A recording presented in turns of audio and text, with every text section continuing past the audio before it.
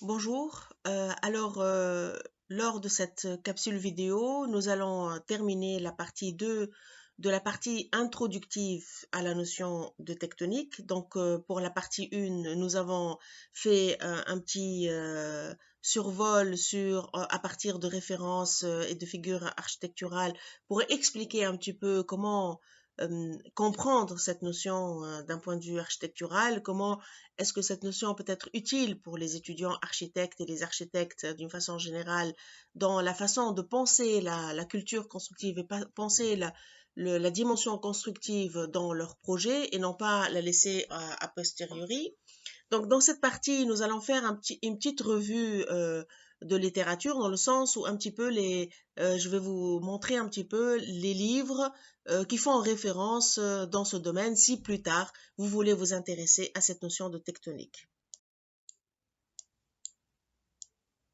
Donc, comme je vous en ai parlé la dernière fois, le livre de Kenneth Frampton, Studies in Tectonic Culture, et à partir duquel nous avons fait certains extraits à la fois de projets ou de références sur lesquels nous avons construit un discours, eh bien, ce livre, c'est une contribution majeure à l'histoire de l'architecture moderne et certains le considèrent comme un manifeste dans le sens où il apporte une nouvelle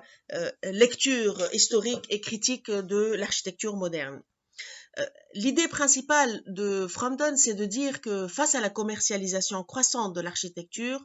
pour lui, il voit dans la continuation de la tradition tectonique un acte de résistance et un facteur essentiel au développement futur des formes architecturales. Dans le sens où, pour Frampton, les savoir-faire constructifs ancestraux constituent d'une certaine manière une forme de résistance et de pérennité pour une architecture qui a du sens et qui a fait son temps. Par exemple, dans la culture japonaise, je suppose que vous devez le savoir, dans la culture japonaise, cette forme de résistance se manifeste comment? Eh bien, pour perpétuer le savoir-faire de la construction des structures au bois, chaque 25 ans, ils détruisent le temple et le reconstruisent pour justement transmettre le savoir-faire aux générations futures. Donc, chaque culture adopte cette résistance à sa manière. Donc, cette question de résistance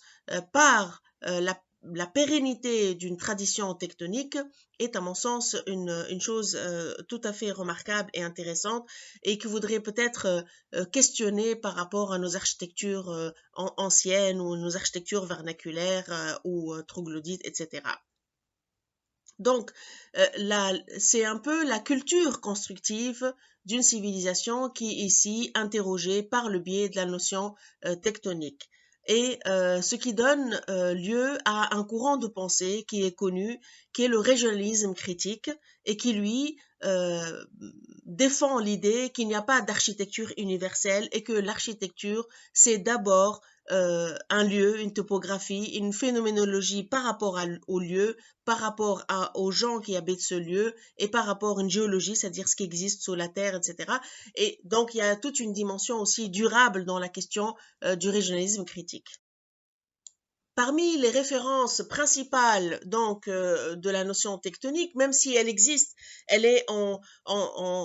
gestation ou elle existe, je vais le montrer pour certaines cultures où il y a une approche tectonique, mais cette notion a été réellement intelligibilisée et dite et théorisée par Gottfried Semper au XIXe siècle, donc son premier livre Tectonique der Hellenen ou son livre de style qui est très connu. En ce qui concerne l'architecture, le régionalisme critique, il y a un livre de référence qui est ce livre-ci, Architecture of Regionalism in the Age of Globalization. Donc vous voyez un peu ce rapport entre le local et le global qui est positionné. Comment est-ce que on peut aujourd'hui parler d'architecture régionaliste ou de régionalisme face à la globalisation et face à une internationalisation du phénomène architectural et du phénomène surtout commercial et pécunier derrière le fait constructif, c'est-à-dire les industries qui dominent, etc. Comment est-ce qu'on peut résister et comment est-ce qu'on peut trouver un juste milieu entre les avancées techniques, technologiques, etc. et une architecture locale, réfléchie, en phase avec son temps et contemporaine. Donc, le livre de Kenneth Frampton vient dans le cadre d'une continuité, disons, d'une réflexion sur cette notion de tectonique qui a été mise sur la table au XIXe siècle en Allemagne. Et Frampton, il réactualise, il repose cette notion et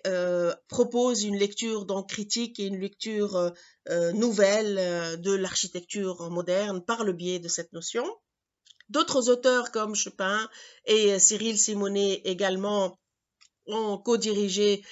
cet ouvrage, le projet tectonique, mais aussi beaucoup d'articles sur la notion tectonique, donc des articles qui font référence. Donc voilà, aujourd'hui, il y a une communauté qui s'intéresse à cette notion de tectonique. Parmi cette communauté, je fais partie de cette communauté dans le sens où j'ai aussi des thèses de doctorat qui réfléchissent et qui installent une certaine réflexion et un certain débat par rapport à cette notion. Et dans notre équipe de recherche, donc cette notion a une part importante et à travers elle, on essaie à la fois de la comprendre en tant que théorie, en tant que notion, mais voir aussi dans quelle mesure elle peut nous aider aujourd'hui à penser le fait constructif par la notion de culture constructive.